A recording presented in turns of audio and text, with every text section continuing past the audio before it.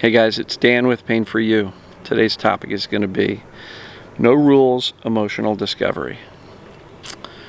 And the reason I am covering this is because I get so many questions. People going, how do I do it? I want to do it right. If I do this, is that okay? And is there a checklist of how I should feel a certain emotion from the time I acknowledge it to feeling it in the body? And is there a step-by-step guide?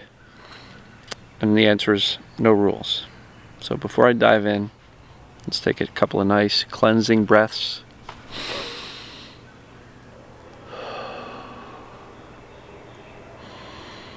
Breathe in the confidence. Breathe out the stress. Let your body relax, feel it. And with each breath, notice your safety. Notice that you're not in danger. Calm your thinking. That really helps. And by focusing on the breath, it helps calm the mind a little bit. So, no rules, emotional discovery. Like I said a minute ago, there are people who are looking for the step-by-step checklist, the guide, the how do I do it right, because I don't want to do it wrong. Because if I do it wrong, then my pains or symptoms will never go away. And so how do I do it exactly right? Or am I allowed, because you've heard me, many of people have heard me say, try to stay away from the stories, right? Don't get into story mode. And look, if you are able to do your emotional discovery by just literally sitting with the anger and not getting into the story over and over again, but just sitting with it, I tend to like that, but it doesn't mean you can't visit the story, because some people need the story in order to feel the emotion. Like if something happened 4 hours ago, they're going to remember what happened 4 hours ago to really allow themselves to feel that anger or the rage or the sadness or shame or guilt or fear or hurt, whatever. So don't set any parameters around feeling your emotions. There's no one way to do it, and there's certainly no right way to do it, and every other way is wrong. So no rules. If you want to punch a pillow, go for it. If you want to scream in your car, go for it. I will say, don't scream at your spouse or your kids. That's not necessarily useful to this process, because the minute you do that, you're now going to feel guilty, and then you're going to judge yourself as being out of control, which will further lock up these emotions. So when I talk about no rules, just a recommendation, not a rule. Recommendation is, this is private. This is for you. This is not for doing with the people you live with or are around you or your neighbors or whomever. This is for you. Give yourself the permission to do this privately, just for you. So no rules. There's no right or wrong way to do it. There's no checklist. And as long as you're feeling your emotions, it's fine, right? If you can't get to the emotions, sometimes the story will help. Start to think about what happened to you, an hour ago, a year ago, a decade ago, 4 decades ago. Sometimes those stories will help. Now, when I say stay out of story mode, what I mean is emotional discovery, this emotional work, no holds barred. Get into story mode if you want. Gnash your teeth, curse, scream, journal the heck out of it, tear the page up, whatever. But when I say stay out of story mode, what I mean is don't live in the story all day long.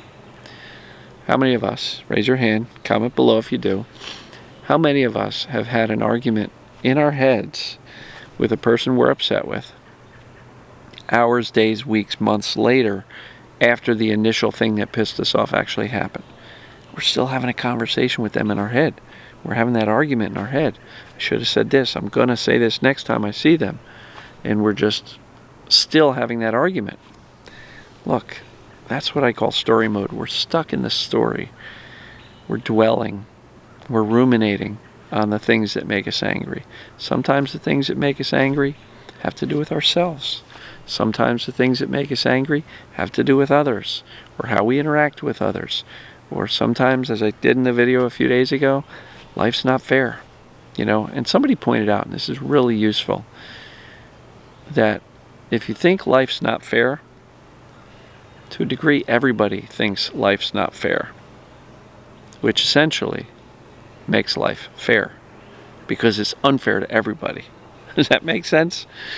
So, no rules, emotional discovery. Just allow yourself to feel your emotions, whatever that is for you. Again, TMS process is reviewed. I have that video on YouTube and on Facebook. Check it out. There's a whole bunch of different ways, but there's no rules. If your mind goes to stories during it, that's fine. Spend your 10, 15, 20, 30 minutes doing this emotional discovery with no rules, no parameters. Just allow yourself to feel, and as long as you're feeling your emotions, you're doing it right. Don't judge, don't second guess, and if your pain doesn't go away and it goes up, well, you're still doing it right, even if the pain doesn't go away. This is not a first try and the pain goes away. So many people I talk to, and even coach, are saying, I don't get it, Dan. I'm feeling my emotions and the pain's still here. It's not changed, or it got worse. I don't understand. This thing isn't working. Okay, remember, this is not I'm angry. Oh, look, the pain left. No, it's not that direct of a line. Remember, this is a teaching process. We need to teach the brain that these emotions, including anger, rage, sadness, shame, guilt, fear, jealousy, hurt, you name it, these emotions are safe and they're okay. And it's not going to happen the first time you say, what am I feeling? I'm really angry. Damn it, how come the pain's still there? What am I doing wrong? I'm doing this wrong. This stuff doesn't work. Right? That happens so much. How do I know? Did it. Over and over for 13 years. I would journal until the pages ran out, till the ink ran out. Still had the pain. I must have been doing it wrong. Right? Part of my problem was I stayed in the story all day long. So what I would get out in the journal or in the emotional work, I would dwell on the rest of the day and the next day and the next day, and I would really start to focus on all the things that were wrong with my life. And that was dangerous, right? My brain didn't want me to feel all that stuff. So it kept me distracted.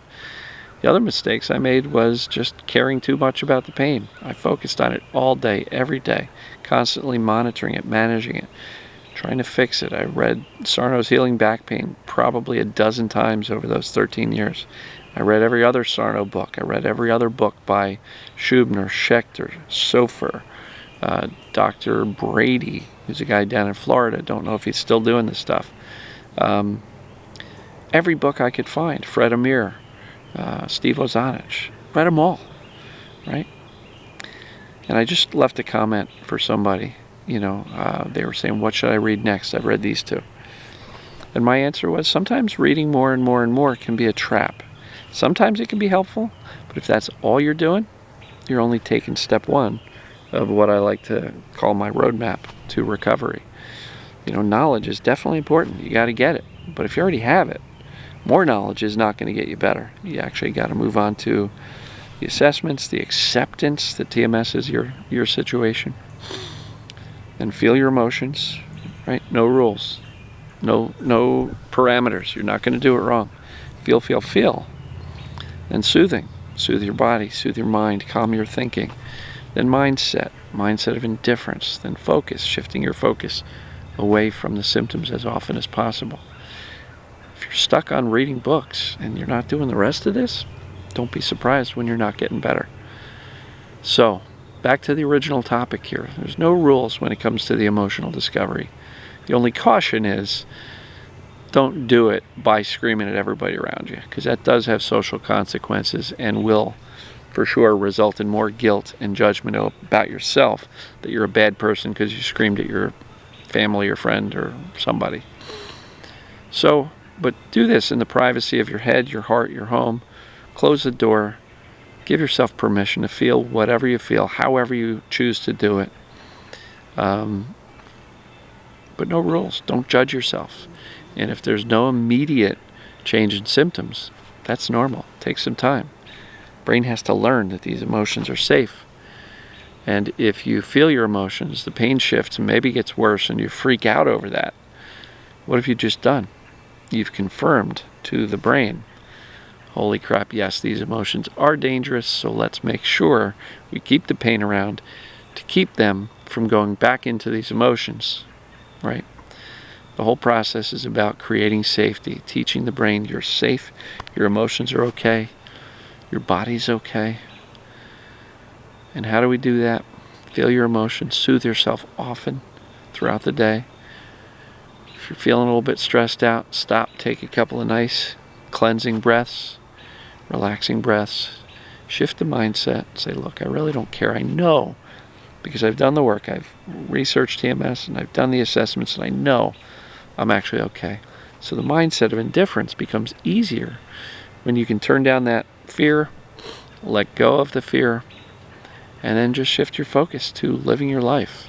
And I know that sounds very trivial. I have many people go, but Dan, I've got dizziness 24 hours a day. How the freak am I supposed to live my life? As best as you can, given your situation. So can you get on the phone with your eyes closed and have a great conversation with a friend or a family member? Yeah, you probably can. Is it sometimes distracting to have these symptoms kind of poking at us all day long? Absolutely. But the more you can shift your focus away from the symptoms towards living as much of a normal life as you can, given the symptoms, the better off you're going to be.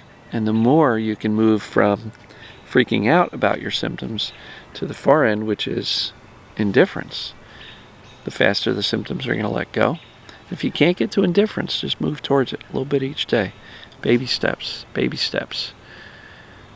And so there are no rules for emotional discovery. How I get angry is different than how somebody else will get angry. And to the gentleman who asked, for a step-by-step checklist, I don't have one, because everybody's different and how we feel emotions is going to be different for everybody, and my way may not be your way. But as long as you feel like you're feeling your emotions, and some people go, but how do I know if I'm feeling them? Well, when you think you're feeling emotions, do you actually feel angry or sad? Or are you thinking, yeah, Bobby did this to me and I'm pissed off? Okay. No, that's thinking your emotions. That's thinking through the stories. If you can actually say, I'm angry, I'm effing pissed off, and you see the difference. Like, yeah, I should be mad. This happened. See the difference in my facial expression versus when I'm really feeling angry? It's a physical expression. We get angry. You can see it on other people's faces. How often have you seen somebody and said, what's wrong? They go, nothing. You're like, yeah, bullshit. I can tell. You're sad, you're angry, you're in a rage, you're afraid, you're feeling something. We can always tell if somebody is feeling a certain way. And so just use that intuitiveness on how we can tell if somebody else is mad to tell if we're mad. I don't know if that helps or not, but as it relates to emotional discovery, please don't limit yourself by any guidelines or rules or the right way of doing it. Lots of processes available. Try them all. Whichever one seems to hit home, hit you in the feels. Use that one. And then if the symptoms shift, like yesterday's, and the symptoms get worse because you're feeling emotions, celebrate. Woohoo! I'm on the right track. It's proof it's TMS. So, love you guys and gals. Hope you had a wonderful 4th if you're in the United States. And if you're not, hopefully you had a wonderful weekend. Well, actually, it's Tuesday for this video that I'm shooting here. But anyway, hope you had a great weekend and a great Monday. And we'll talk to you later. Love you.